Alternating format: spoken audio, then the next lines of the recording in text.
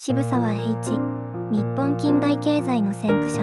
渋沢栄一は、明治時代から大正時代にかけて活躍した実業家で、日本経済の発展に大きく貢献しました。彼は日本初の株式会社を設立し、鉄道事業にも取り組みました。山陽本線の建設を推進し、国内交通を発展させました。渋沢は現代的な経済学を原則として日本に導入し、多角化した経済活動産業育成に向けて考えました。彼の業績と経済への情熱は、日本経済発展に大きな足跡を残し、彼は日本経済界の重要な歴史的人物の一人です。渋沢栄一、日本経済発展の旗手。